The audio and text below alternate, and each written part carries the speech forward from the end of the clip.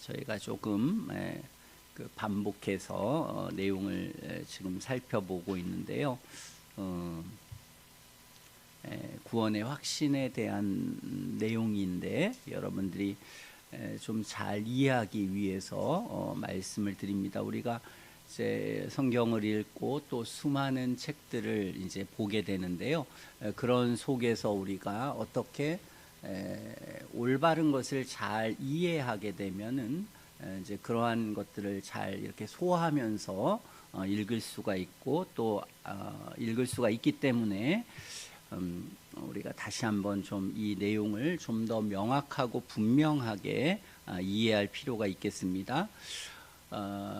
초대 교회를 통해서 로마 카톨릭이나 저희나 그 개신교나 다 마찬가지로 이 삼위일체 교리에 대한 또 그러한 우리가 신앙을 고백해야 되는 기본 교리에 대한 이해는 서로가 동일했지만 그러나 로마 카톨릭은 율법주의라고 하는 그래서 굉장히 중요한 진리를 잃어버렸습니다.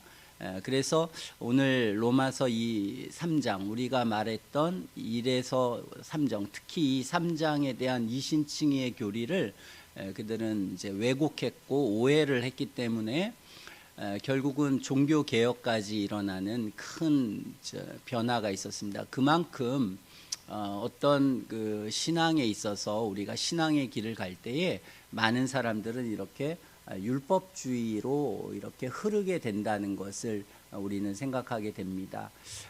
반대로 또 오늘날의 교회들은 이 율법 폐기주의라고 하는 것으로 흘러서 그래서 로마서 오늘 우리가 보는 본문이나 또는 로마서 6장이나 8장에 나타나는 많은 진리에 대한 이제 왜곡을 그들은 갖게 되었습니다. 그러므로 어떻게 보면은 로마서를 1장부터 8장까지를 우리가 잘 그걸 이해하거나 마음으로 받아들일 수 있으면 그러면 우리는 그런 위험성에서 벗어날 수가 있습니다. 물론 그것은 성경 전체를 말하고 있는데요. 그만큼 이 율법주의자들이나 율법 폐기주의자들은 이제 성경을 이제 오해하게 되고 잘못된 길로 가게 됩니다. 그러나 그런 위험은 작은 위험이 아니라 신앙이 없었기 때문에 그런 것으로 갔다 생각해서 우리가 이단이다 이렇게 부르는 것입니다. 그러나 이단으로 간다는 것이 굉장히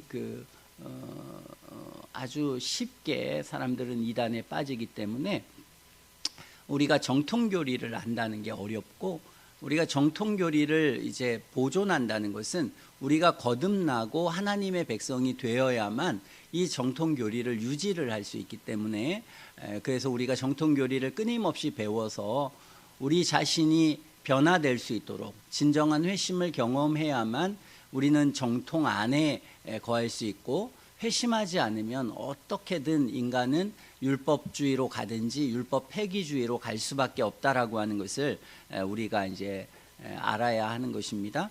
오늘 우리가 그 로마서를 보면서 어떤 사람이 영혼에 하나님의 은혜가 임하면 그것입니다. 그래서 로마서 1장 18절부터 3장 우리가 26절까지 읽은 것은 어떤 사람이 영혼에 하나님의 은혜가 임하면 그 사람은 이런 회심이라고 하는 것을 겪게 되고 회심의 내용이 무엇이냐면 죄를 아는 것과 또 그리스도께서 우리를 위해서 하신 은혜의 역사에 대해서 우리가 알게 되는 것 그리고 그것을 믿게 되는 것이 우리가 회심이라고 했습니다.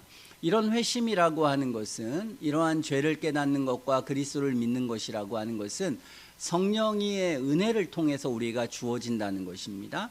성령의 은혜를 통해서 이 은혜가 주어지지 않으면 율법주의가 되거나 율법 폐기주의가 되는 것이고 성령께서 주신 은혜를 통해서 우리가 변화가 된다면 우리는 바른 하나님의 진리를 따라 걷게 되고 그리고 이 하나님이 말씀하신 성경을 있는 그대로 우리가 읽게 된다는 것입니다.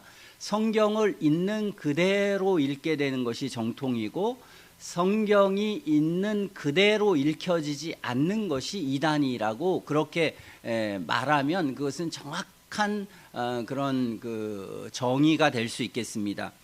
자, 우리는 성경을 읽는 그대로 이해한 것은 무엇이겠습니까? 인간은 전적으로 부패됐다. 머리부터 발끝까지 부패됐고, 사람은 그 부패된 인간의 자신의 상태에 대해서 스스로가 인정하고 알아야 돼서 하나님의 심판을 받아 마땅하다는 것과, 그리고 자신이 더 이상 변명할 수 없도록 자신의 입이 막히는 것, 이것이 죄를 깨닫는 것이고, 모든 사람이 이러한 상태에 이르게 되고, 그러한 상태에 이른 사람들이 이 하나님의 복음을 믿게 되는 것, 이 그리스도를 믿게 되고, 그리스도께서 우리를 위해서 하신 죄의 값을 치루신 것, 그리고 우리를 의롭다 하시기 위해서 부활하신 것을 우리 마음에 깨닫고 믿게 되는 것, 그리고 이 진리를 확신하는 것이, 그것이 구원이다. 구원이라고 하는 것은 이 진리를 깨닫고 확신하는 것. 그때 우리는 어떤 사람이 구원받은 사람이라고 말할 수가 있다는 것입니다. 그러므로 신앙 고백이 잘못되면은 그것은 아무리 그 사람이 신앙생활을 열심히 하고, 아무리 많은 자선을 하고, 그리고 목회자가 되고 사제가 되고 다 해도 다 소용이 없다. 그래도 그런 열심은 그런 유대인의 열심이고, 바리새인의 열심이고, 거짓된 열심인 것이고, 중요한 것은 우리가 이 신앙 고백을 어떻게 명확하고 분명하게 하느냐 하는 것입니다. 어떤 사람이 이 신앙 고백을 분명하게 하면은 우리는 그 사람은 구원받은 사람이라고 말할 수 있다는 것입니다. 그것을 어떻게 진실하게 고백한다면, 그 고백이 마음으로부터 비롯된 분명한 것에 의한다면입니다. 그러나 우리는 성경을 통해서 볼 때에 어떤 사람이 그렇게 고백을 했습니다. 나는 그리스도를 믿겠습니다. 그리스도는 우리의 주이심이고 내 죄값을 치루시고, 그리고 주님은 나도 주님의 은혜 안에서 부활할 것을 믿습니다라고 하는 이 신앙을 믿었는데, 그런데 이 신앙이 진실한 신앙이었고 온전한 신앙이었으면 그 신앙이 계속 연결되었고, 그리고 성화가 있고 발전해야 되는데 그러지 않았습니다. 히브리서에 보면 많은 사람들이 그리스도의 교회 안에 왔다가 그런 신앙 고백을 했다가 나중에는 배도하는 것을 보았습니다. 우리가 성경의 교리에 의하면 성도의 견인이라고 하는, 하나님이 한번 우리를 구원하시면 우리를 마지막까지 은혜 안에서 인도해야 되는데, 그들은 은혜가 완전히 끊쳐져서 배도하게 된 것이죠. 그래서 이제 믿음이라고 하더라도 그 믿음의 진실성을 우리가 점검할 필요가 있다라고 하는 것, 그것이 성경이 줄곧 이야기하는 바입니다. 요한일서도 마찬가지입니다. 똑같이 예수님을 믿고 고백하고 교회 안에 있었지만 많은 사람들이 이 진리를 왜곡하고 나중에는 교회가 갈라지게 되었습니다. 그래서 사도 요한은 그들이 정말 참된 믿음에 있는가 자신을 점검하도록 했습니다. 그러므로 가장 중요한 그 사람이 하나님의 구원받은 백성의 표지는 그런 신앙 고백입니다. 신앙 고백을 어떻게 하느냐에 따라서 담겨 있는 것이고, 두 번째로는 그런 신앙 고백이라도 그 신앙 고백이 올바를 수도 있고 잘못될 수도 있다.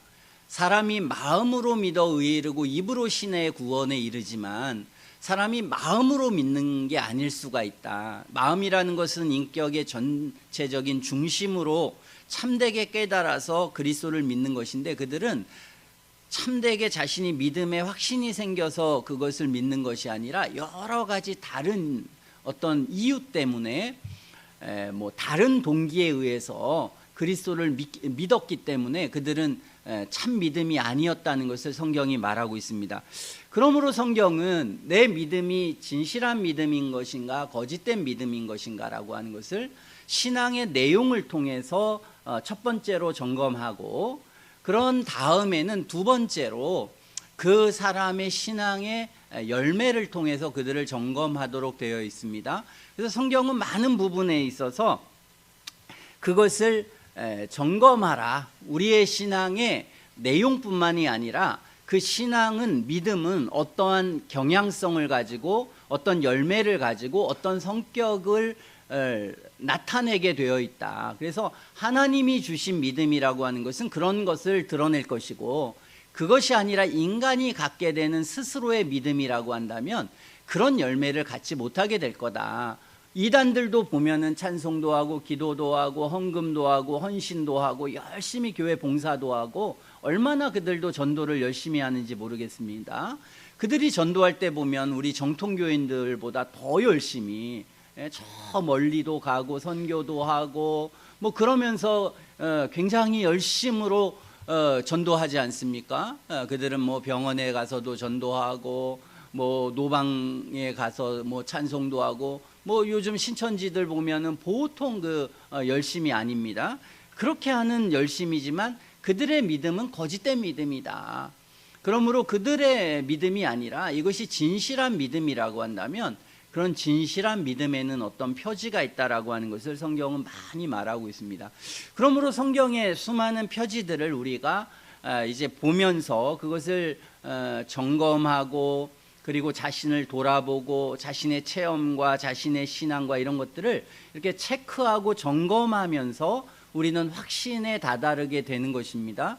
확신이라고 하는 것은 그리스도를 믿음으로 확신이 생겨나게 되지만 그럼에도 불구하고 그 확신이 그냥 단순히 이지적으로 믿는 게 아니지 않습니까? 성경은 마음으로 믿는다고 했기 때문에 마음으로 믿는다는 것은 굉장히 복합적인 일입니다.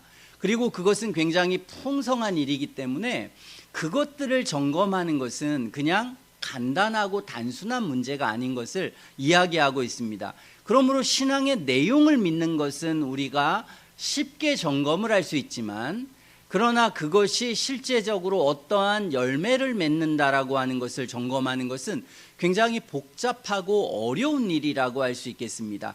그래서 우리는 무슨 뭐 갈라디아서든지 에베소서든지 요한일서든지 또는 뭐 히브리서든지 성경의 전체를 다 읽어보면 하나님께서 우리에게 우리가 구원에 있는지 구원 안에 있지 않은지를 이렇게 알 수 있게끔 수많은 내용들을 이렇게 펼쳐 놓으셨습니다.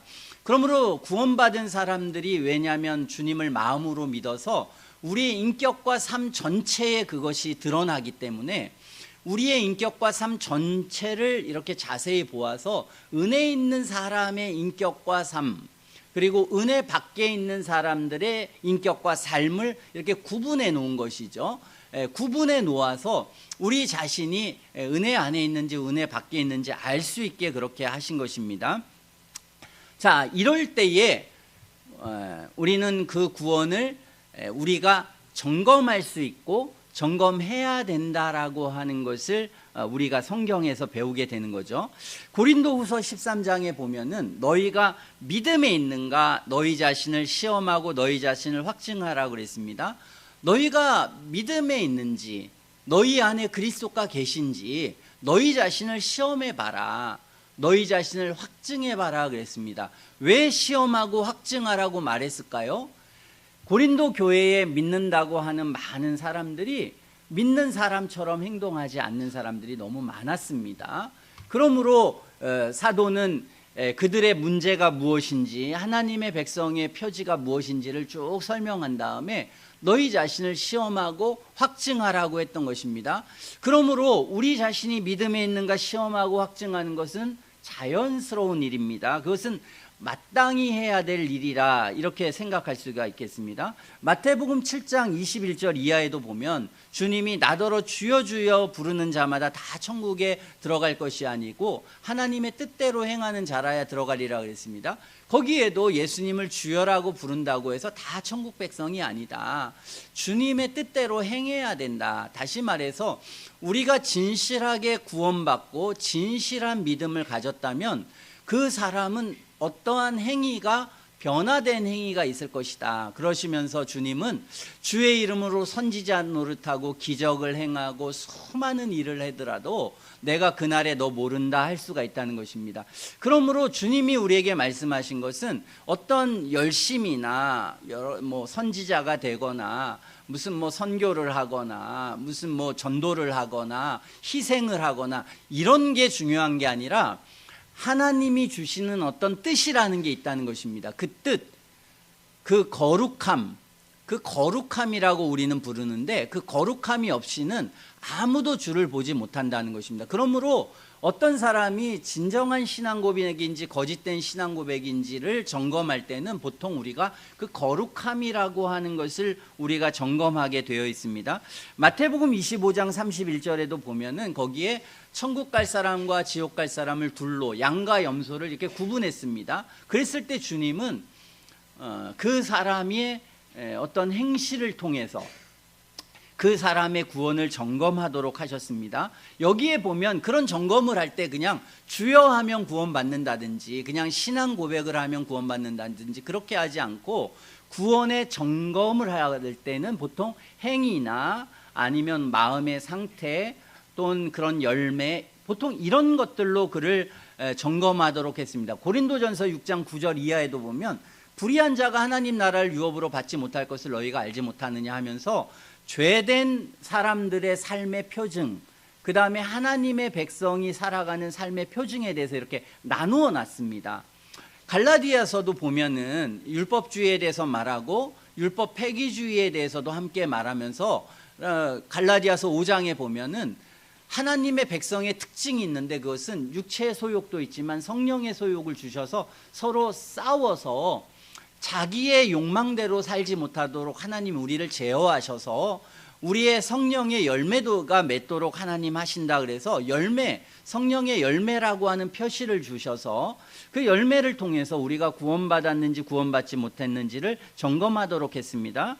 히브리서 6장에도 보면은 어떤 사람이 구원받았다고 하고 방언도 하고 수많은 은사도 하고 기적도 행하고 주님의 빛을 봤다고 하는 그런 사람들이 있었는데 그 사람들이 배도하는 것을 그 히브리서 기자는 보고 그래서 그들은 이제 하나님의 은혜 가운데 있지 않은 자들이고 우리가 그런 자가 되지 않는지 우리의 기초를 다시 돌아보아야 된다. 그리고 여기 안에는 진실한 그리스도인들도 있는데 그 그리스도인들은 어떠한 모습을 갖는지에 대한 특성을 이제 히브리서 6장의 내용으로 말하고 있습니다. 우리가 이미 말한 것처럼 요한일서도 마찬가지입니다. 거기에도 어떤 사람이 정말 믿음에 있다고 말하는데 그런데 그들의 행실이나 그들의 삶의 내용이나 그들의 고백에 여러 가지 문제점이 있었습니다. 그래서 그들의 문제점을 말하고 그들은 그리스도 안에 있지 않다. 그들이 행하는 것을 보니까 그들은 이제 그들이 믿는 그리스도인들은 성경이 말한 그리스도가 아니라 자신 스스로가 만든 그리스도를 지금 섬기고 있다고 말하는 것입니다.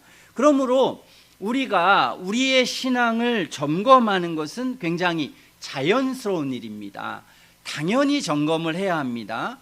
그런데 오늘날 수많은 이단들은 이 점검하는 것을 극히 혐오하거나 거부합니다. 구원을 점검해야 합니다. 당신이 구원받았는지 당신 자신을 시험하고 확증해야 됩니다. 이런 말을 하면은 마음속에 굉장히 거부감을 갖게 되고 오히려 그러한 말을 하는 사람을 이단 취급을 합니다. 그것을 통해서 그 사람이 이단 가운데 있고 잘못된 신앙 안에 있기 때문에 그런 생각을 하는 것입니다. 왜 그 사람을 그렇게 우리는 판단할 수 있습니까? 성경과 맞지 않기 때문에 그런 것입니다. 그들은 성경과 맞지 않기 때문에 성경이 굉장히 여러 군데에서 말하는 것을 거부하는 것입니다. 성경의 어떤 한두 구절 또는 어떤 그 보이지 않는 아주 우리가 이해하기 어려운 어떤 그러한 그 구약의 선지서 중에 어떤 부분에 대한 어떤 이해들, 계시록에 나타난 어떤 예화에 대한 그런 게 아닙니다. 그런 게 아니라 우리가 말하는 복음서나 서신서의 아주 중심적인 부분에서 말하는 것들에 대해서 점검하라고 말하고 있는데 그것을 그것은 신앙이 아니다 이렇게 말하면서 그들은 그냥 신앙 고백하면 구원받은 거지 이렇게 말하는 것입니다. 그래서 보통 우리가 이 사형리주의자들 또는 그런 뭐 내비게이터, CCC 뭐 이런 데서 훈련받고 이런 어떤 구원관을 가진 많은 사람들이 있습니다. 그들은 구원관을 이렇게 갔기 때문에 성경 전체를 보지 않고 자신이 원하는 것만을 봅니다. 그리고 자신이 원하는 것들을 보고 자신이 만든 신앙을 세우는 것입니다. 가톨릭이 그것입니다. 가톨릭도 로마서 3장 9절서부터 마지막 절까지의 내용을 그들은 거부하는 것입니다. 그것을 온전히 이해하지 않고 자기의 생각대로 틀어버리고 그리고 성경에 나타난 많은 부분을 믿는 것입니다. 그들도 성경을 믿는다고 말하지만 성경의 어떤 부분을 왜곡하고 있고 그것을 받아들이지 않고 있기 때문에 우리가 이단이라고 하는 것처럼 이 율법 폐기주의자들도 이렇게 주님이 우리를 점검하라고 하고 그리고 많은 점검을 말하고 있는데 자신은 예수님을 믿기 때문에 점검할 필요가 없다 이렇게 말하는 것입니다. 자신의 믿음은 진실하기 때문에 자신은 헛되이 믿지 않았기 때문에 자신은 점검할 필요가 없다 이렇게 말하는 것입니다. 그러면 성경과 어긋나는 것입니다. 성경은 자신이 진실하고 헛되이 믿지 않는 사람은 점검하게 되어 있고 헛되이 믿지 않는 사람이기 때문에 성경을 그대로 받아들이고 그리고 그러한 상황에서 점검하는 것을 어렵게 생각하지 않고 그것을 받아들이게 된다는 것입니다.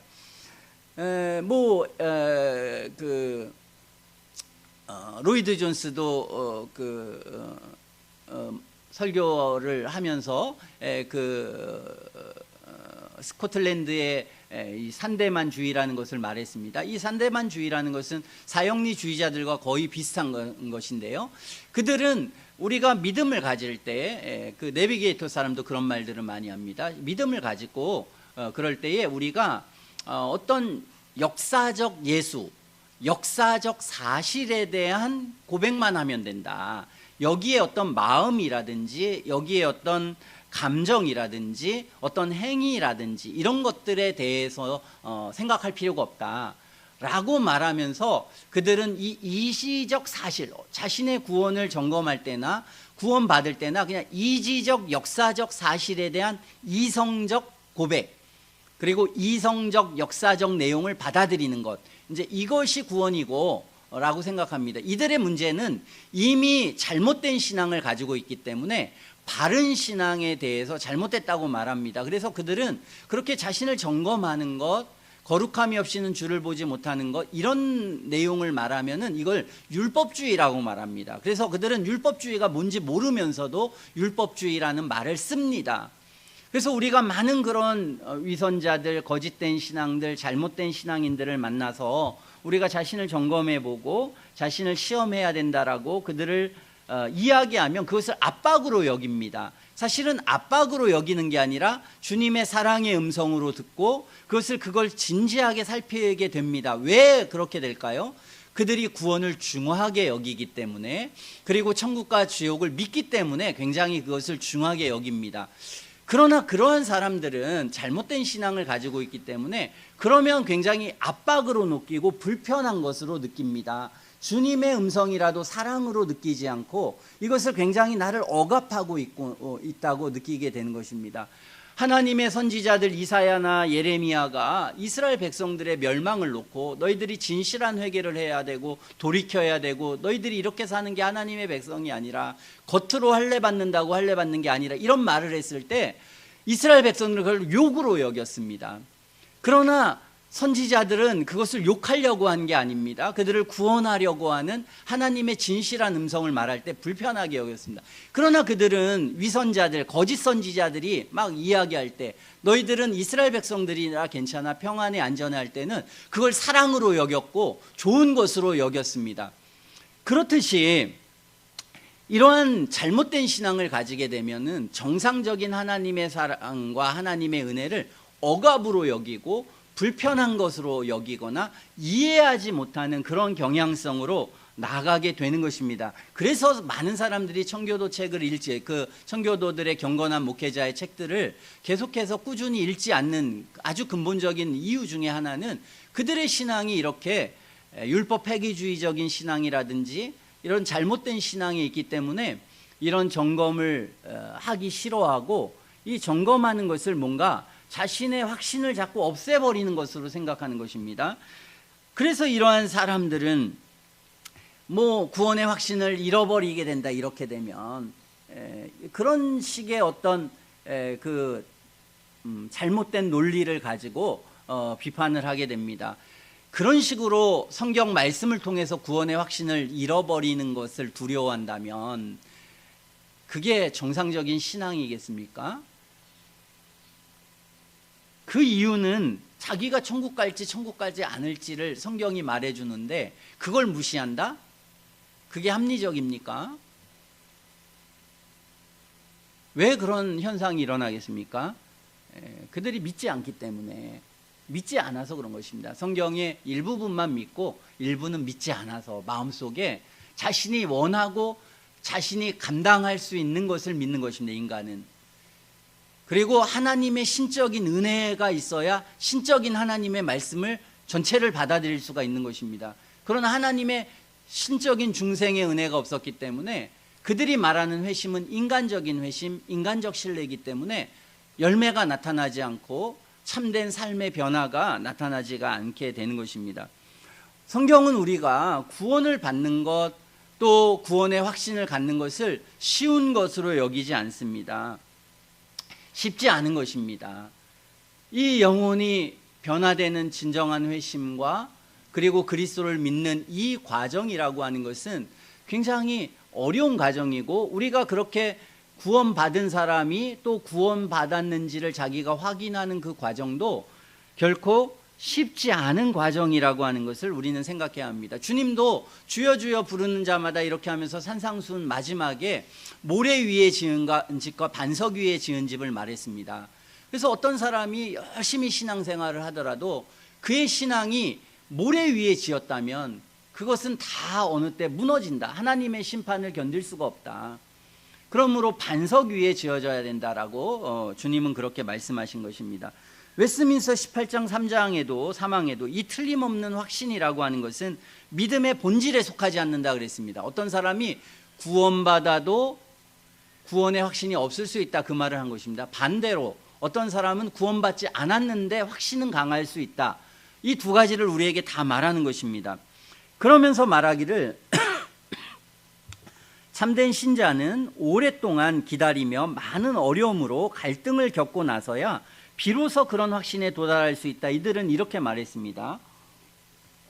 그래서 물론 어떤 사람이 구원의 시점과 확신의 시점이 동일할 수도 있겠지만, 이 웨스민스터 신앙 고백을 쓴 많은 사람들은 생각하기를 목회적 경험과 성경을 기반으로 해서 어떤 사람이 구원받은 다음에 확신에 이르기까지는 어떤 시간이 필요하고 노력이 필요하고 애씀이 필요하다는 것입니다. 다시 말해서 어떤 사람이 구원받으면 구원받는 과정도, 죄를 깨닫고 그리스도를 믿는 과정도 간단하지 않지 않습니까? 그러나 자신이 구원받은 이후에 자신의 구원의 은혜가 드러날 때 이 은혜를 방해하는 요소, 죄악의 요소도 같이 역사하기 때문에 하나님의 은혜가 이렇게 우리 속에서 열매를 맺는 데까지는 시간이 걸리고 확인의 과정이 필요하다는 것입니다. 그러므로 이들은 이러한 견해를 말했던 것입니다. 우리는 구원의 확신을 이렇게 같이 생각하면서 구원을 확신하는 가장 기초는 무엇이다? 신앙을 고백하는 것입니다. 어떤 사람이 신앙을 진실하게 고백한다. 이 진리를 내가 참되게 믿는다라고 어떤 사람이 분명한 신앙의 내용을 가지고 있다면 그 사람은 구원받은 사람입니다. 그 신앙이 바르게 된다면 그 사람에 있어서 당연히 열매는 드러나게 됩니다. 그리고 그 열매라고 하는 것은 완전한 열매는 아닙니다. 죄악도 있고 또 연약할 때도 있고 불의할 때도 있고 잘못될 때도 있습니다. 그러나 분명한 것은 그가 구원받은 사람이라면 성경이 말하는 구원받은 표지라고 하는 것들이 그 영혼 속에 나타나게 된다는 것입니다. 그것은 반드시 드러나게 되고, 성경은 그 하나님의 은혜와 자신의 옛적인 죄악과 끊임없이 갈등하게 되고, 그리고 그 갈등의 결과 어떠냐? 결국은 은혜가 이기는 경험들을 하게 된다는 것입니다. 우리가 예수 그리스도를 믿기 전의 상태, 내가 회심하기 전의 상태는 그런 둘의 갈등이 있더라도 항상 패배하고 져서 그의 인격 안에 그리스도인다운 어떤 열매들이 없습니다. 물론 그것을 자기가 지니기 위해서 애쓰고 그리스도를 닮기 위해서 애쓰지만, 그러나 남들이 볼 때나 자신이 볼 때는 대체적으로 그리스도 밖에 있는 사람, 세속적이고 죄악에 다스린다라고 생각할 수 있는 그런 사람의 모습을 취합니다. 그러나 언제 그게 바뀌느냐? 그가 은혜를 경험한 순간부터 그는 변하게 됩니다. 그는 과거에 자신이 지었던 죄도 짓습니다. 사람들이 생각하는 죄도 짓습니다. 그러나 구원받기 전과 후는 다른데, 구원받은 이후에는 성경이 말하는 표지라고 하는 것이 그 영혼 안에서 생겨나서 그의 인격이 되고 그의 삶이 되고 그의 삶의 어떤 전체가 되는 것입니다. 그래서 로마서 6장에는 이것을 표현할 때 죄가 너희를 주관하지 못하리니 이렇게 표현했습니다. 그래서 그러한 상태가 되는 것입니다.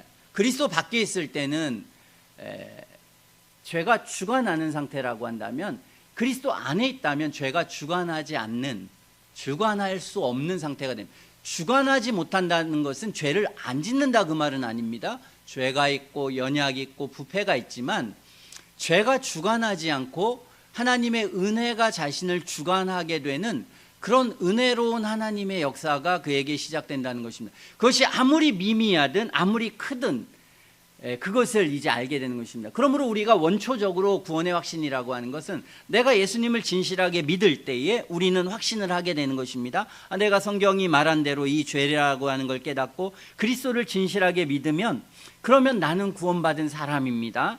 그리고 이 구원받은 사람이라는 것이 내가 진실한가 그렇지 않은가를 우리는 이제 점검을 시작하게 됩니다. 그 점검을 시작하면 아직까지 나는 연약한 그리스도인이라 때때론 죄가 나에게 강해질 수가 있습니다. 그럼 어떻게 되겠습니까? 내가 구원의 확신을 잃어버립니다. 나는 믿는 게 분명하고 난 이전과 다른 그리스도를 믿는다는 확신이 있다. 그런데 나는 죄가 나를 지배하는 것 같아.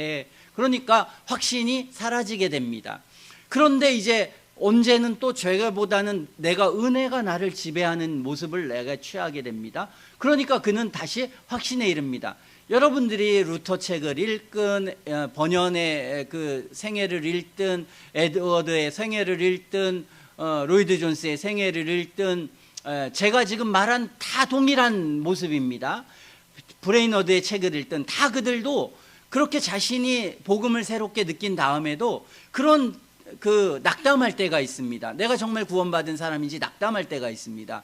그러다가 또 자신이 확신이 생길 때가 있습니다. 이런 삶이 반복이 되는 것입니다. 그 반복의 결과는 무슨 유익이 있겠습니까? 하나님의 은혜가 나에게 있고 성령께서 내 안에 거주하신다면 그럼 어떻게 되겠습니까? 결론이라고 하는 것은 은혜가 나를 지배하는 확률이나 내용이 나에게 더 많아서 내 삶을 주관하고 지배하시는 분이 하나님이라고 하는, 물론 내 삶 속에는 죄에 지배당할 것 같은, 죄 가운데 내가 놓여져 있던 그런 순간과 내용들도 있지만, 그러나 내 인생을 쭉 돌아보고 내가 1년, 6개월 그리고 2년, 3년을 돌아볼 때에 하나님의 은혜가 나를 지배했다라고 하는 것에 대한 인식이 점차적으로 내 영혼 안에 강해지게 된다는 것입니다. 이것을 통해서 우리는 우리의 신앙을 점검하고 보게 되는 것입니다. 그러므로 우리가 확신을 갖는다는 것은 최초로는 그리스도를 참되게 믿는, 회심했다라고 하는 그런 경험을 우리가 생각하고 그것을 통해서 내 신앙 고백이 분명한 걸 통해서 우리는 확신을 갖게 됩니다. 이 확신을 갖고 나서 우리는 점검을 하게 되는 것입니다. 근데 내가 은혜가 지배하는 것 같지 않고 죄가 나를 많이 지배하는 것 같다. 이러면 어떻게 해야 됩니까? 나는 불신자구나. 내게 지금 필요한 것은 내 죄를 보는 것과 참된 예수님을 참되게 믿는 것, 예수님을 참되게 아는 것, 여기에 집중하는 것입니다. 반대로 내가 이것이 연약하고 불분명해서 잘 모르겠어. 그러면 뭘 하는 것입니까? 내 안에 은혜가 진실한지 그리스도를 닮기 위해서 애를 쓰고 죄를 죽이기 위해서 애를 쓰다 보면은 하나님의 은혜가 있으면 어떻게 되겠습니까? 그것을 극복하는 것이고, 하나님의 은혜가 없으면 극복하지 못하고 계속 반복된 죄악된 생활을 하는 것입니다. 이것을 통해서 우리 자신을 점검하게 되는 것입니다. 성경은 많은 표지가 있지만 오늘 로마서에 그 표지를 한 3가지를 우리에게 주었습니다. 로마서의 이 표지, 물론 갈라디아서나 여러 곳에서 이 표지를 주었지만 로마서의 이 표지를 6장에도 주었지만 이 3장에 주었다는 것은 의미가 있는 것이라고 저는 생각합니다. 왜냐하면 사도 바울은 다른 어떤 책보다도 이 로마서에서 하나님의 구원의 전 역사에 대해서, 회심과 구원의 확신에 대해서 우리에게 가르쳐주는 가장 완벽한 체계를 여기에서 우리에게 주었기 때문에 그렇습니다. 다른 책들도 물론 회심이 무엇인지 간단하게, 그 다음에 성화가 무엇인지에 대한 열매들을 말했지만 로마서에는 그 내용과 그 원리에 대하여 우리에게 말해주고 있습니다. 그러므로 굉장히 근본적인, 어떻게 보면 성도의 마음속에 있게 되는 아주 근원적인 변화를 어떤 원리에 의해서, 예를 들어서 여러분 우리가 그 그리스도의 영이, 우리가 로마서 8장 5절에 보면 생명과 평안이라고 하지 않습니까? 그러면 생명과 평안이라고 하는 것은 추상적인 내용입니다. 그러므로 사랑과 희락과 화평과 오래 참과 양성과 충성과 온유와 절제, 이것도 분명히 어떤 열매에 해당되지만, 그러나 로마서에 나타난 열매는 더 근원적인, 그리고 더 기본적인 그런 내용들, 원리, 이런 것들을 좀 이야기하는 데 가깝고, 다른 곳에서는 이제 그것을 개개적으로 이야기하는 것 가깝습니다. 그런 중에 특별히 로마서 오늘 3장에서 보는 이 3가지는 어떤 사람이 구원받으면 나타날 3가지 표지를 말하고는 로마서 4장과 5장에 바로 말합니다. 5장에 뭐라고 합니까? 믿음으로 의롭다 하심을 얻었은즉, 그렇게 말하는 것입니다. 어떤 사람이 예수님을 정말 믿었어, 그리고 나서 그 사람이 구원받았는지 우리가 점검 한번 해보자, 이렇게 만약에 점검을 합니다. 그러면 점검은 성경에 많은 부분이 있고 그 점검은 굉장히 복잡하고 어렵습니다. 저는 목사이지만, 그리고 신앙생활을 하루 이틀 한 것 아니지만, 내가 그리스도인인가 아닌가 얼마나 많은 시간 점검을 했겠습니까? 성경을 읽으면서 점검을 하고 또 점검하고 또 점검을 하고 하더라도 여러분들이 그리스도인인지 아닌지 점검하는 것을 제가 만약에 여기서 점검을 한다고 한다면 쉽겠습니까? 어렵겠습니까? 어렵습니다. 어렵다고 느낍니다. 저 얼마나 많은 사람을 제가 만났겠습니까? 전도사 시절, 부목사 시절에 정말 수많은 영혼들을 이렇게 만나고 진리로 이끌면서 그들의 변화를 보면서 이 사람이 구원받았는지 안 받았는지를 이렇게 점검할 때에 굉장히 어렵습니다. 이것은 저만 어려운 게 아니라 다 신학자들도 다 어렵게 느꼈습니다. 그래서 누가 구원받았는지 구원받지 않았는지 우리는 알 수 없다. 하나님의 은밀한 역사에 대해서 우리는 잘 알 수가 없다. 내가 알 수 있는 건 뭐냐면 표지를 말할 수 있다. 표지.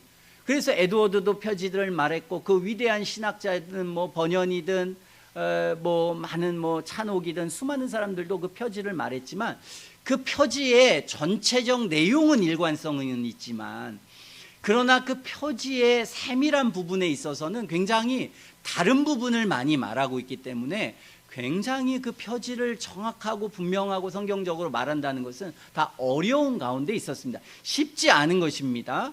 그리고 우리가 같은 표지를 말해도 어떠한 사람들의 표지를 말하면 정말 구원받은 것 같은데, 어떠한 사람의 표지를 보면 구원받지 못한 것 같고, 결국은 이러한 경향성도 있습니다. 그만큼 어떤 사람이 그런 표지를 말한다는 것도 어렵고, 그리고 그것을 내가 이야기하고 그것을 서술한다는 것도 쉽지 않고 어려운 것입니다.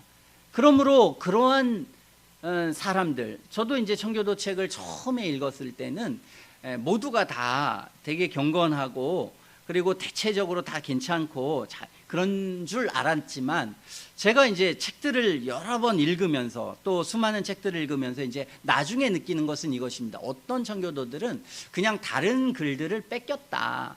이런 것들이 많습니다. 그러니까 설교자이기 때문에 또 책을 쓸 때 자기만의 책을 쓸 수가 없기 때문에 책을 뺏기기도 하고 인용하는 경우도 있습니다. 동의돼서 인용하는 것도 있지만 때때로는 어떨 때 보면 좀 논리적인 일관성이 좀 없고 앞에서 말한 것과 뒤에서 말한 게 좀 다르고 이 책에서 말한 것 저 책에서 말한 게 좀 다르고 이런 경우들을 제가 많이 느끼게 됩니다. 이제 그러면서 모두가 다 어떤 진실하거나 오류가 없거나 완전하게 어떤 책들을 쓰는 게 아니구나, 이분들도 전부 다 연약이 있고 부족이 있구나, 이런 것들을 보게 됩니다. 그런 속에서도 어떤 분들은 더 진실성이 있는 사람들이 있습니다. 더 영혼을 사랑하고 이야기를 할 때도 함부로 말하지 않고 굉장히 진실성을 가지고 있는 사람들을 말합니다. 그래서 이제 그런 사람들 위주로 더 이제 책을 나중에는 읽게 되고 또 그런 것들을 통해서 이제 우리의 신앙을 더 형성하려고 애를 씁니다. 어쨌든 이 모든 과정을 통해서 우리가 최종적으로 알려고 하는 게 무엇이겠습니까? 무엇을 통해서 우리의 신앙을 세우겠습니까? 이 모든 최종적을 통해서 제가 강력하게 말하거나 제가 확신 있게 무언가를 말할 수 있는 이유는 무엇입니까? 성경이 있기 때문에 그렇습니다. 성경을 통해서 우리의 신앙이 형성되기 때문에 그분들의 모든 책들을 보면서 성경을 이해해 가는 거죠. 성경을 이해하고 적어도 여러분들이 열심히 읽으면 신약 성경 정도는 마태복음부터 계시록까지 머릿속에 전체를 놓을 수 있습니다. 그러니까 구조는 다 놓여요. 1장에 뭐가 있고 베드로후서 1장, 2장, 3장에 뭐가 있고 에베소 1장, 3장에는 마지막 장까지 뭐가 있고, 여러분 제가 로마서를 여러분들한테 설교를 하고 있지만 여러분 로마서 이거 뭐 정말 조금만 관심 있으면 제가 하는 설교를 듣고 로마서를 이해 못할 수 있습니까? 다 할 수 있습니다. 제가 에베소서도 강의했고 베드로후서도 강의했지만 성경에 제가 한 절 한 절 강의할 때 정말 뭐 일주일 내내 주석이란 주석은 다 보고 또 길거리 걸어가면서 뭐 여기 생각하면서 저 생각하면서 묵상하고 또 생각하고 성경을 또 보면서 이러면서 이제 성경을 읽게 됩니다. 이제 그러면은 성경이 이제 보이고 성경에 기반해서 우리의 신앙을 세우게 되는 것입니다. 자, 그런데 그런 가중에 구원에 대해서 가장 이렇게 쓰면서 사도는 이 세 가지 표지를 우리에게 줬는데, 저는 이 세 가지를 표지를 보면서 그래, 어떤 사람이 내가 구원받고 구원받지 않을 때 목사는 세례를 줘야 되는데 목사가 세례 줄 때에 이 사람이, 사도도 그랬습니다. 베드로도 마술사 시몬에게 그리스도인이라고 이렇게 빌립이 봤을 때 그 빌립이 볼 때는 그리스도인이었는데 베드로가 와서 보니까 그리스도인이 아니고 위선자였습니다. 이만큼 우리는 어떤 사람이 정말 내가 그리스도인들에게만 세례를 주고 그리스도인이 아니면 세례를 주지 못, 이거는 목사의 오만입니다. 목사는 불신자에게도 세례를 줄 수 있고 신자에게도 세례를 안 줄 수 있는 그런 위험성이 나의 안에 존재하게 됩니다.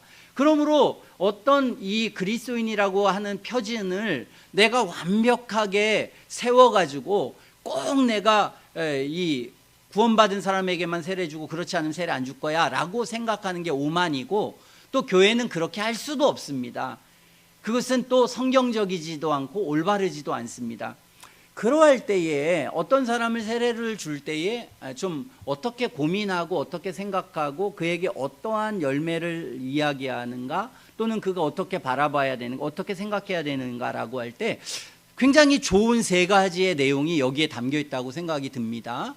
오늘 우리가 생각할 때에 여기 있는 이 세 가지는 어떤 사람이 그리스도를 믿는다고 할 때, 어떤 사람이 죄를 깨닫고 그리스도를 믿는다고 할 때에, 어떤 사람이 죄를 깨닫고 그리스도를 믿는 것은 인간의 그 의식, 인간의 자연적인 힘으로 그리스도를 믿지 않고 성령의 자비와 긍휼에 의해서 그리스도를 믿게 될 텐데, 그 성령께서 어떤 영혼을 이렇게 인도하시게 되면은 그 인도하시게 되는 과정 속에서 반드시 존재하게 되는 그 형성에 기본적으로 형성하게 되는 내용입니다. 다시 말해서 어떤 사람이 정말 자신이 죄인인 걸 알고 어떤 사람이 예수 그리스도께서 나를 위해서 하신 일이 뭔지를 잘 알고 깨달아서 예수님을 믿게 되면 어떤 사람도 이 신앙의 틀이 생길 수밖에 없고 이 틀은 분명하다.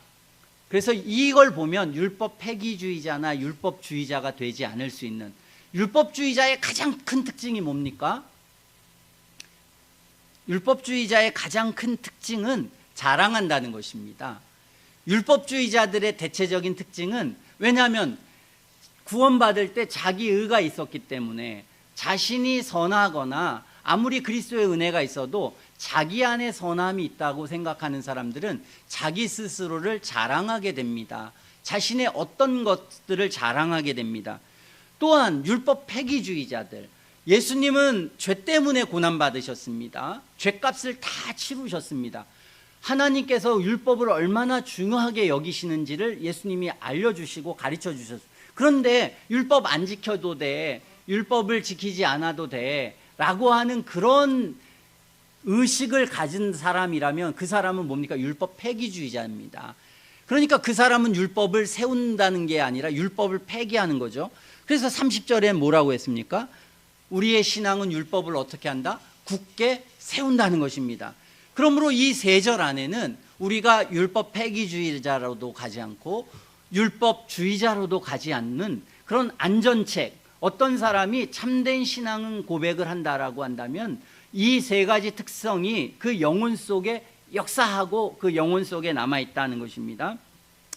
자, 오늘 사도는 우리에게 말하기를 자랑할 때가 어디냐, 있을 수가 없다. 어떻게 자기가 자신의 도덕성이나 자신이 열심히 한 거나 자신이 뭐 헌금 낸 거나 자신의 어떤 경험이나 체험이나 뭐 여러 가지 자신의 의를 자랑할 수 있냐? 그 자랑한다는 것은 자신이 뭡니까? 뭐 죄 아래 있다는 것을 아직 모른다는 것입니다. 그리고 그리스도께서 완전한 은혜로 됐다라고 하는 걸 모른다는 것입니다.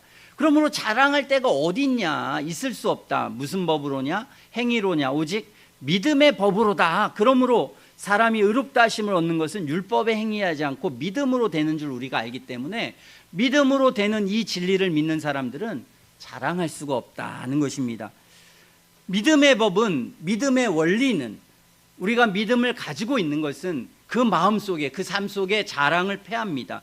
고린도전서 1장에도 보면 고린도 교회의 많은 사람들은 부자도 별로 없고 가난하고 그렇다고 뭐 부자나 뭐 능력 있는 사람 교회 안에, 그 뜻이 아닙니다. 그런데 그 안에 보니까 대체적으로는 연약하고 헐벗고 가난하고 그런 사람들이 교회에 많았었습니다. 그래서 사도는 이것을 보면서 고린도전서 1장 29절에 이는 아무 육체라도 하나님 앞에서 자랑하지 못하게 하려 함이라 그랬습니다. 그러므로 우리는 어떤 한 가지 중요한 교리를 말하게 됩니다.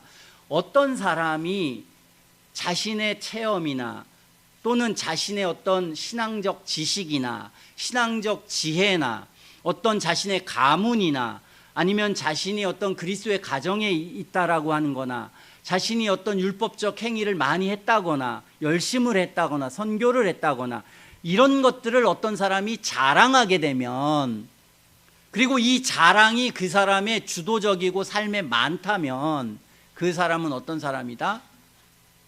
믿음의 원리를 모른다고 생각해야 된다. 믿음의 원리로부터 그들은 떠나가 있다는 것입니다. 그래서 우리는 한 가지 교리를 여기서 만들 수가 있습니다. 참된 믿음이라고 하는 것은 자랑을 패하고 우리의 영혼을 겸손하게 만든다는 것입니다. 당연하지 않겠습니까? 자신이 지옥 가야 마땅하고 심판받아 마땅하다는 것을 아는 사람, 그리고 하나님의 은혜로 구원받았다는 사람이 자신의 어떤 것을 자랑하겠습니까?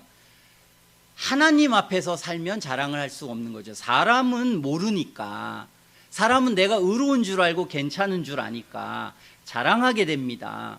그러나 내 마음속에 하나님을 품고 있는 사람들, 내 마음속에 하나님이 어떤 분인지를 알고 있는 사람들은 이 자랑을 하고 나서 돌아서서 수치스럽고 부끄럽게 느끼는 것입니다.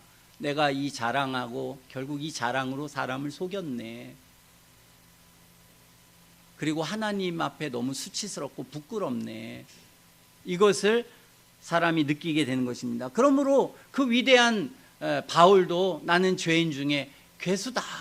내가 자랑할 것은 내가 이렇게 죄인이라는 거 이거밖에는, 그리고 내가 자랑할 것은 하나님의 은혜, 그리스도의 은혜밖에 없다라고 그렇게 말하는 것입니다. 그러므로 우리는 도덕적인 의미 또 종교적인 의미에서 어떤 자랑을 패하게 되고, 그리스도인들은 그러한 것, 내가 목회자로서 또는 내가 어떤 교회의 어떤 직분자로서 어떤 것들을 했다, 이런 자랑한 사람은 대체적으로 누구였습니까? 성경에 바리새인들이었습니다. 바리새인. 나는 다른 사람과 같이, 그러면서 자신의 확신을 강화시켰습니다.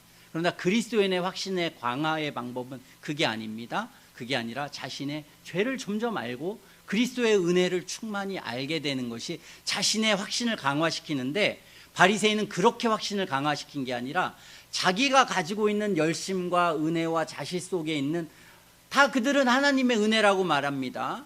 그래서 우리가 교회 그 이단들 교회들 보면은 막 그 사람을 열심히 찬송합니다. 그래 놓고는 이 모든 영광을 하나님께 돌립니다 하고 박수를 막 칩니다. 근데 결국은 사람을 찬송한 거지, 사람을 찬송하는데 하나님을 오히려 들러리 서는 거지, 그게 하나님을 찬송하는 것입니까? 그러니까 어떻게 보면은 그 행위 자체가 참 마땅치 않은 행위인데요. 그래서 과거 교회들은 뭐 교회에서 박수 치거나 이렇게 못했으면 사람이 그렇게 영광 받아서는 안 된다, 교회 안에서는 이제 그런 생각을 가졌는데요. 요즘은 그냥 다 이렇게 이단들은 사람을 시켜주고 뭐 사람을 올려주고 뭐 상 주고, 그렇죠? 뭐 교사했다고 상 주고 뭐하고 상 주고 뭐 이렇게 하면은 신앙적인 의미에서는 그게 좋은 거다 나쁜 거다? 나쁜 겁니다. 교회 안에서는 그래서는 안 됩니다. 세상은 그렇게 하겠죠. 세상은 나 이만큼 했어, 나 대단한 사람 아니야? 내가 이렇게 헌신했는데 난 특별하고, 이런 식으로 우리가 가겠지만, 하나님이 다스리는 공간은, 하나님이 다스리는 세계는 그런 사상이나 그런 사고는 마땅치가 않다, 올바르지 않다. 야, 너 지혜 준 거는 네가 잘나서 지혜 줬겠어? 하나님이 지혜를 줘서 잘나게 된 거지. 그러니까 네 잘났다고 네 자신의 영광을 위한 게 아니라 하나님께 영광 돌리고 우리 자신 낮아져. 이게 이제 우리가 신앙 안에서 배우는 이 세상의 삶이기도 하고 성경 안의 삶이기도 하는 것입니다. 그러므로 일단 우리가 첫 번째 분명히 아는 것은 모든 자랑을 패하게 된다라고 하는, 특별히 뭐에 대해서 종교적이거나 도덕적인 의미에서 자랑을 패하게 되는 것입니다. 그런데 이것과 조금 더 나아가서 이 겸손이라고 하는, 어떻게 보면 자랑을 패한다라고 하는 것이, 그러면 삶의 모든 것에 연관해서 그것을 그렇게 적용할 수 있겠는가라고 할 때에 이제 그것까지도 우리가 함께 적용한 것, 이게 이제 에드워드가 말할 때 신앙적인 표지 이제 6번째인가요? 그걸 말할 때 이 겸손을 그는 말했는데요. 자, 우리 성경을 보면은 잠언서 3장 34절에 진실로 그는 거만한 자를 비웃으시고 겸손한 자에게 은혜를 베푸신다 말씀하십니다. 그리고 이사야서 57장 15절에 보면 지존무상하며 영원히 거하며 거룩하다 이름하는 자가 이렇게 말씀하시되 내가 높고 거룩한 곳에 거하며 또한 통회하고 마음이 겸손한 자와 함께 거하나니 이는 겸손한 자의 영혼을 소성케 하며 통회하는 자의 마음을 소성케 함이라 그랬습니다. 여기 보면 통회하고 마음이 겸손한 자와 함께 거한다, 그렇게 성경은 말하고 있습니다. 이제 예전에 제가 사랑의 교회, 사랑의 교회가 여기 안양의 무슨 교회죠?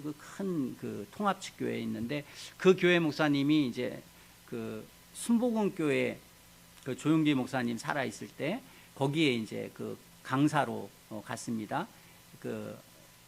이영훈이라고 하는 분하고 옥스퍼드에서 동기여가지고 그분이 갔는데, 그 체험을 제가 이제 제 3자를 통해서 이제 그 교육자를 통해서 들었는데요.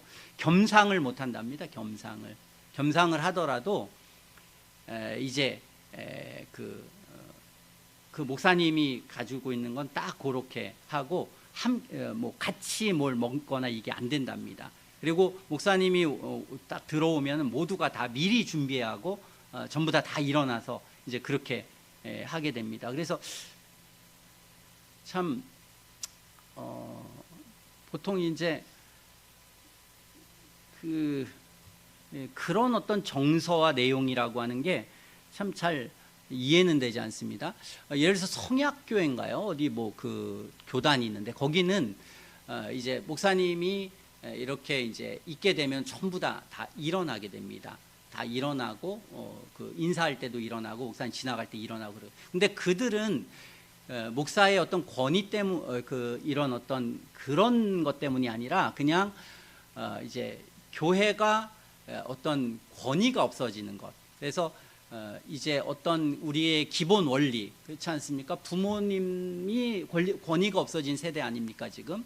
그러니까 아이들도 예절이라는 게 예의라는 게 없어진 시대입니다. 우리가 뭐 이런 돈 많은 그 재벌들 이런 데 보면은 그 예의를 갖춥니다. 근데 예의를 갖추는 이유가 부모가 돈이 많으니까 예의를 갖추고 뭐 집에 예전에는 제가 어렸을 때는 뭐 아버지가 뭐 집에 들어간다. 그럼 당연히 아이들이 일하던 거 멈추고 전부 다 나와서 오셨습니까? 하고 자기 방에 들어가는데요. 최소한도로 그 정도는 해야 되는데요, 지금. 그렇죠? 그래서 그 부모에게 감사하고 부모가 어른이기 때문에 갖게 되는 그런 어떤 예절이라는 게 중요하지 않습니까? 그래서 그게 어떤 그런 삶의 어떤 예절이라는 게 굉장히 좋은 어떤 태도지 않습니까? 어른을 어떻게 대하고 부모를 어떻게 대하고 삶의 어떤 그런 질서라는 게 서로 좋은 것입니다. 그런 예절이라고 하는 것은 이게 권위적인 게 아니라 마땅한 권위에 대해서 이렇게 존중하는 법을 우리가 배우는 거죠. 그런데 이제 그게 아니니까 이제 권위적이 되는 겁니다. 그렇죠? 억지로 그냥 여러 가지를 만들어 가지고 이게 그러니까 참 어려운 것입니다. 권위라고 하는 게 있어야 되는데 또 권위를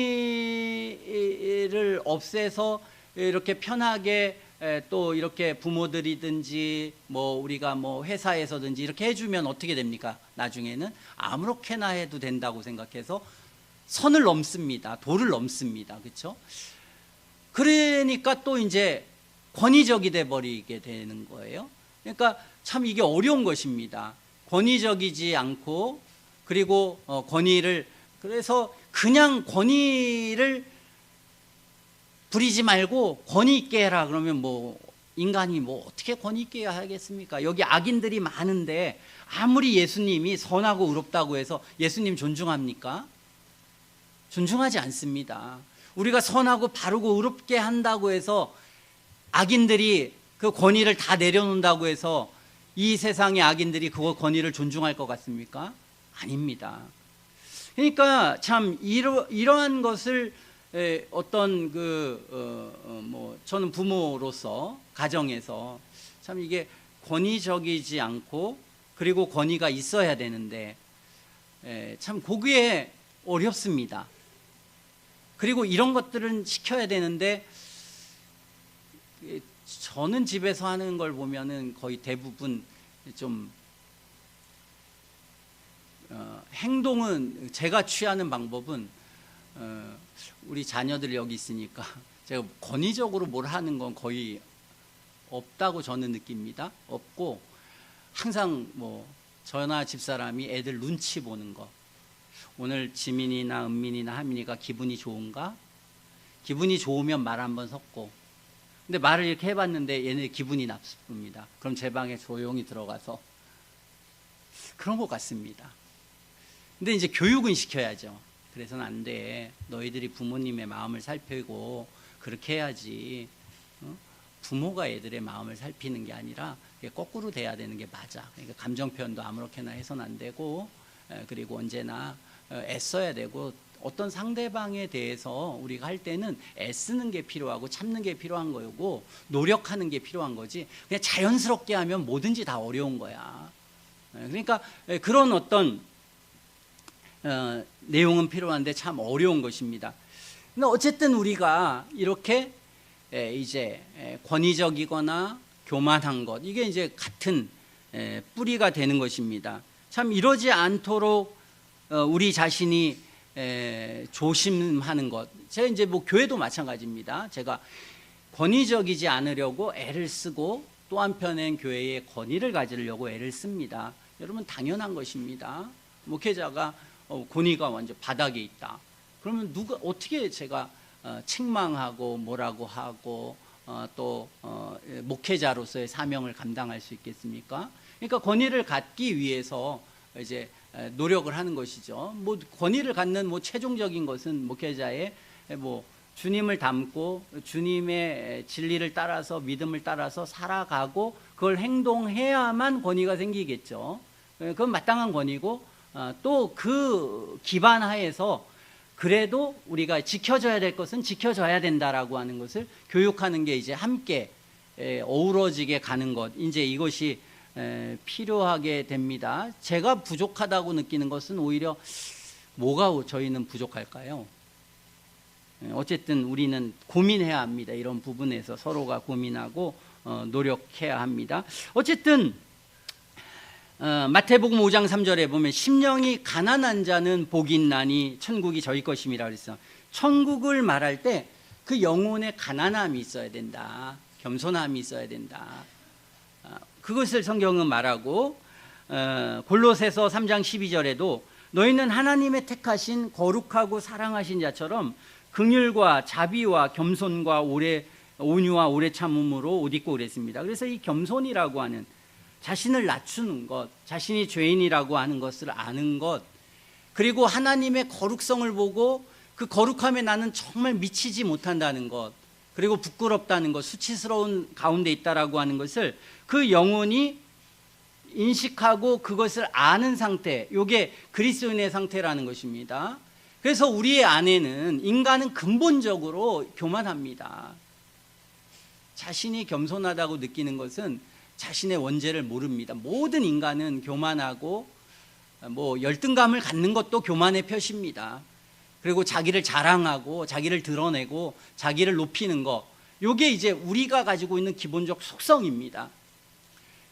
그러나 우리가 은혜를 받을 때에 이 속성을 깨뜨리는 것, 이 속성이 깨지는 것, 그게 은혜입니다. 그리고 은혜를 받은 사람은 이것이 서로 갈등하면서 그의 영혼 속에 겸손이라고 하는 것이 싹 터야 된다. 인간은 그 교만이 때때로 나타날 수도 있지만, 그러나 전체적인 그 영혼 안에는 성경이 말하는 겸손이라고 하는 것을 우리의 뭐 어떤 이득이나 다른 것 때문에 자신을 낮추고 뭐 그런 회사에서 처세술, 이것과는 다릅니다.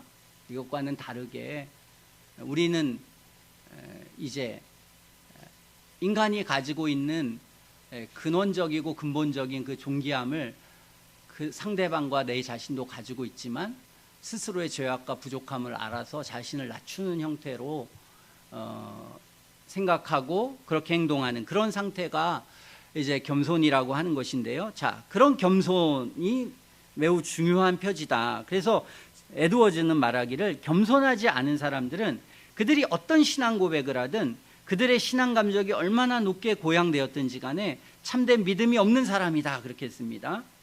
그래서 그들은 신앙이 없는 거다, 겸손이 없으면. 그건 뭐 성경을 가지고 말했기 때문에 뭐 에드워즈의 말을 인용하지만 성경을 말합니다.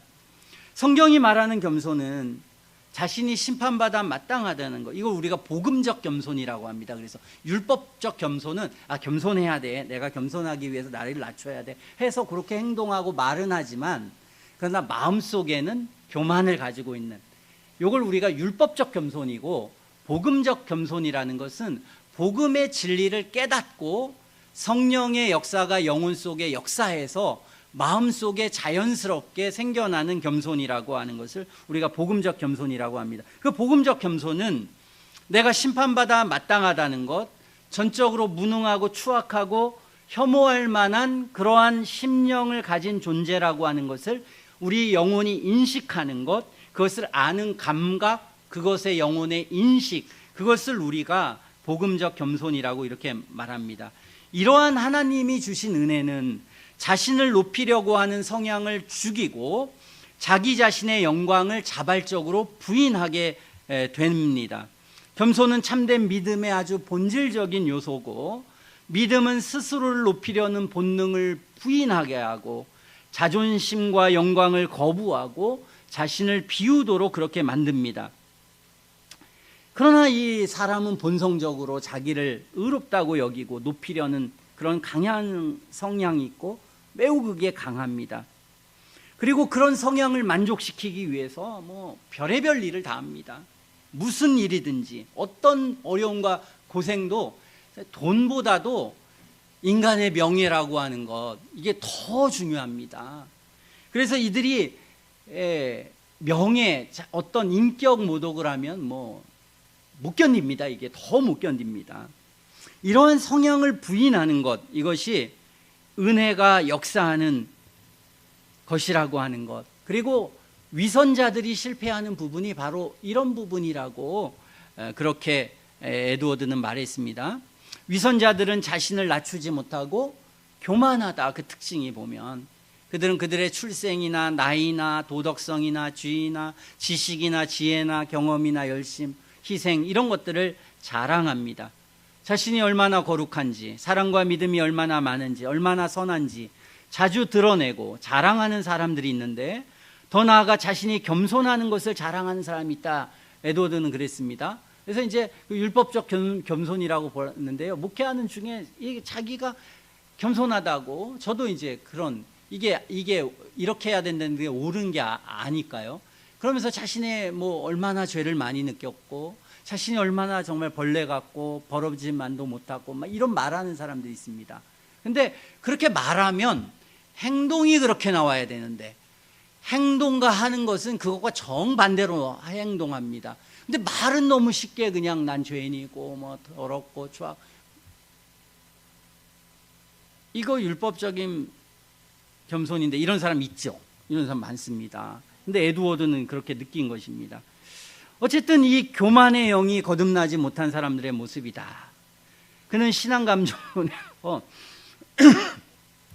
그들의 겸손은 과장하고 교만하며 자신만만하고 뽐내며 시끄러우며 꾸미는 겸손이다.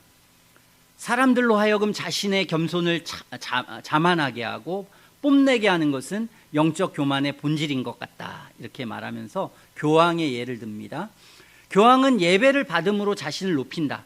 하지만 자신을 종들의 종들이라고 말하고, 말은 이제 종이라고 말하지만 겸손을 뽐내며 취임할 때 많은 사람들의 발을 씻어준다 그랬습니다.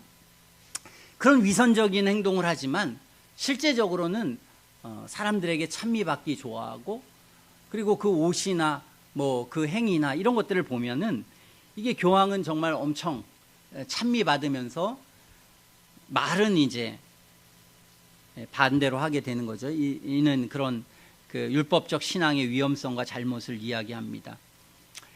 마태복음 23장 5절도 우리가 이제 예수님께서도 이 바리새인과 서기관들의 위험을 말씀하면서 뭐 이제 굉장히 부끄럽고 두려운 그런 말씀인데, 거기 보면 그 위선자들을 말하면서 이들은 무엇이든지 저희의 말하는 바는 행하고 저희의 행하는 거는 본받지 말라. 저희는 말만 하고 행치 아니한다. 이렇게 말씀하시면서 무거운 짐을 사람의 어깨에 지우되 자기는 이것을 한 손가락으로도 움직이려 하지 않는다고 하고, 모든 행위를 할 때 사람에게 보이고자 해서 차는 경문을 넓게 하고 옷수를 크게 하고 장치의 상석, 회당의 상자와 시장에서 문안받는 것과 사람에게 랍비라 칭함을 받는 것을 좋아하느니라 그랬습니다.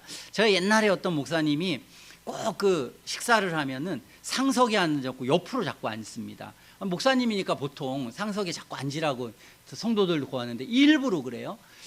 이제 너무 그러는 것도 저는 너무 그 의식적이다. 그냥 뭐 그거는 그냥 자신이 원해서 그런 게 아니라 어쩔 수 없는 데에서 하는 거니까 뭐 그렇게 하는 건 아무 관계 없는데요. 근데 그분은 이제 이 말씀을 그대로 실천하기 위해서 일부러 자기가 어디 가도 꼭 그거 막 너무 강하게 그렇게 말씀하시니까 제가 이제 어려울 정도로 이제 그런 분이 있습니다. 근데 오늘 이 위선자들의 특징이 그렇다는 것입니다. 문안받고 랍비라 칭하는 걸 좋아하고 그러면서 주님은 마땅치 않다. 너희 선생은 하나밖에 없고 다 형제다. 땅에 있는 너희 아버지는 하나이시니 하늘에 계신 아버지다 하면서 지도자라 칭함을 받지 말라. 너희 지도자는 하나이니 곧 그리스도라 그랬습니다. 우리가 지도자라고 칭함을 받는 것, 그리고 선생이라고 자꾸 칭함을 받으려고 하는 것, 그런 것들은 올바르지 않다.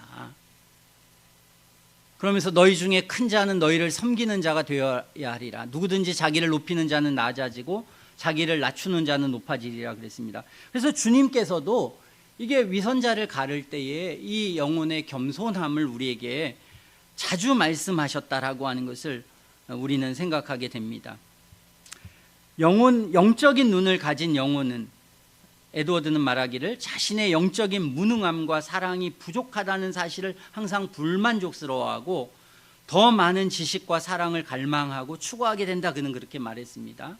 영적인 눈을 우리가 가지고 있으면, 하나님의 은혜가 우리를 지배하게 되면 항상 내가 너무나 부족하다는 것, 사랑이 부족하다는 것에 대한 불만이 있고, 그리고 더 많은 지식과 사랑을 갈망하기 때문에 자신의 연약과 부족을 말하게 된다는 것입니다. 이 세상에 사는 가장 탁월한 성도들에게 있는 은혜와 하나님에 대한 사랑은 마땅히 행해야 할 것과 비교할 때 너무나 적다.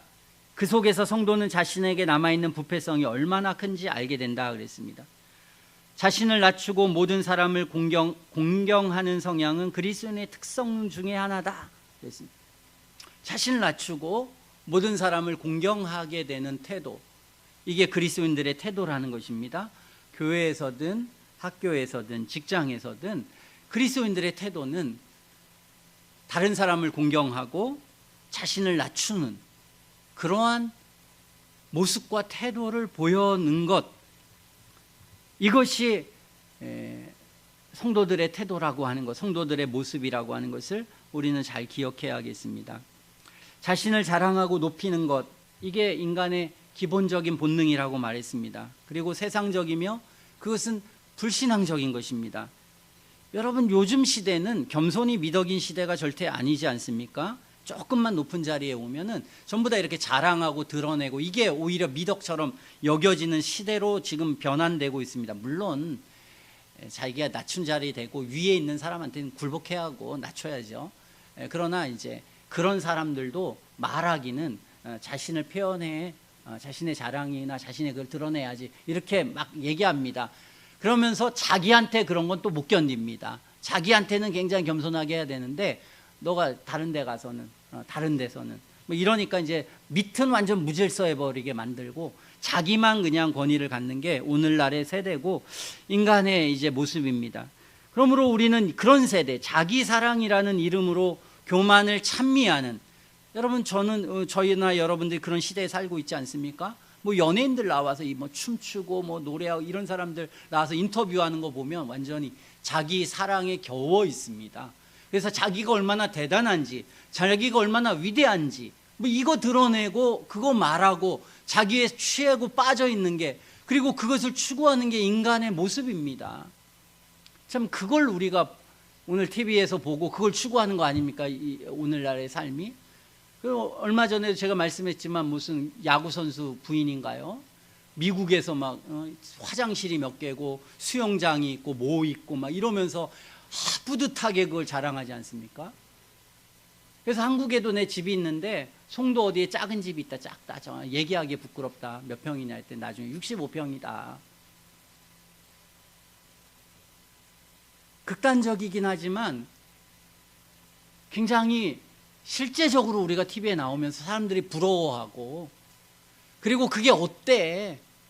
누구나 다 그런 거 아니야? 뭐 작은 거 조금만 가져도 자랑하고 드러내고 그거 가지려고 하고, 결국은 그런 사람이 아니나 다른 게 하나도 없으면서 무슨 비판하고 그래 라고 하는 게 그들의 모습이지만 또 사실 그렇습니다. 자신의 외모, 화장술, 지식, 권력, 부, 집, 차, 남편, 부인, 자식, 키, 건강, 학력, 뭐 등등 우리는 자기 자랑으로 삽니다. 조금이라도 가진 게 있으면 교만합니다. 그러나 우리는 이걸 깨는 거 얼마나 힘든지. 저도 이게 뭐 사람들 보면 뭐 다 요만큼만 알아도, 조금만 알아도 정말 뭐 그 우습게 여기는 거. 일단 뭐 저도 이제 뭐 이렇게 커피를 하고 뭐 이렇게 빵 이러고 보면요, 막 이렇게 기술자들이나 뭐 좀만 알면 우습게 여깁니다. 그냥 뭐 잘하는 사람이나 이런 것들 뭐 별거 아니지 뭐 이렇게 쉽게 여기게 됩니다. 그리고 조금 가진 것도 굉장히 뭐 큰 것으로 뭐 내가 너 가르쳐 줄게, 내가 많은 걸 가지고 있어 뭐 이러면서 그런 태도를 지니는 게 굉장히 일반적입니다. 일반적이고 뭐 기본적으로 그냥 사람들이 많은 걸 알고 있지 않아도, 그래서 뭐 저도 이제 주변에 만나 보면은 뭐 이렇게 뭐 저도 인테리어도 하고 이러는데 전부 다 그 가르칩니다. 그래서 다 가르쳐서 그냥 뭐 이게 어떻고 저게 어떻고 뭐 어떻고 뭐 요즘 뭘 하려면 이렇고 저렇고. 이거 하느라고 제가 5년이라는 시간을 밤낮 생각하고 고민하고 뭐 책을 이렇게 그냥 읽고 고민하고 그랬는데 뭐 실상 뭐 한 번도 뭔가를 해보지 않은 사람들도 뭐 이렇게 운수 두고 저렇게 운수 두고 이게 옳고 이런 경우들이 뭐 이건 허다분합니다. 허다분해. 그게 이제 인간의 연약함이고 부족함입니다. 남을 깎아내리고 폄훼하고 자기를 높이고, 대체적으로 이런 태도를 사람은 갖습니다. 우리 안에 이러한 영혼의 상태가 인간의 보통 상태입니다. 저도 그렇고 여러분도 그렇습니다. 그러나 이렇게 살면 우리는 이게 불신자의 모습이다. 은혜에 있어서의 가장 그 은혜가 갖게 되는 영광스러운 표지 중에 하나는 성경이 말할 때 온유와 겸손이라고 했습니다. 온유라고 하는 것은 자신의 부족과 죄악된 상태를 인식하는 영혼의 절망과 낮아짐에서 오는 그런 것을 우리가 인식할 때, 뭐 온유라고 하는 게 그냥 어쩔 수 없이 어려서부터 부모나 누구나 내가 막내라서 이렇게 당할 수밖에 없어가지고 당하는 데 익숙한, 그게 온유가 아니라, 온유라고 하는 것은 자신이 얼마나 죄악되고 부패한 것을 영혼이 인식해서 다른 사람에 대해서 이렇게 권리를 함부로 막 행사할 수 없는 자기 자신의 연약함과 부족함을 그리스도 안에서 인식하는 영혼의 상태, 이게 우리는 온유라고 말하는 것입니다. 그리고 그러한 영혼의 상태와 자신의 낮음과 부족함과 연약함을 우리가 알게 돼서, 우리가 은혜로 구원받는다는 걸 알지만 또 우리가 하나님의 은혜가 아니면 오늘 우리의 삶이 유지되고 설 수 없다는 것, 그리고 이웃을 생각하고 양심으로 다른 사람을 생각할 때에 우리가 함부로 자랑하고 함부로 가르치고 함부로 할 수 없다는 것을 우리 영혼이 인식하고 느끼는 그런 상태가 바로 겸손이라고 하는 것을 우리는 성경을 통해서 배우게 되는 것입니다. 저나 여러분들 속에 우리가 이러한 은혜가 있는지 오늘 우리가 이제 살피려고 합니다. 세 가지를 말하다가 한 가지로 맞춰야 되겠습니다. 어쨌든 우리가 신앙 고백을 하게 되고, 그 신앙 고백은 구원받은 사람의 표지다. 그리고 그것을 진실하게 고백한다는 것은 당연히 영혼이 모든 자랑을 멈추고 자신의 죄인됨을 보게 되는 것이다.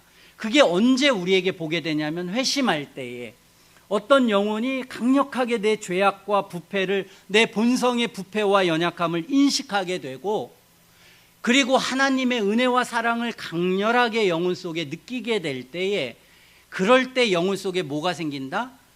겸손과 낮춤이라고 하는 것이 영혼 속에 생겨나게 되고, 그리고 하나님의 영광을, 우리가 하나님의 영광을 성경이 말할 때 이 두 가지입니다. 항상 여러분들이 신앙생활을 열심히 하고 성령이 충만하면 두 가지가 우리 속에 보이는 겁니다.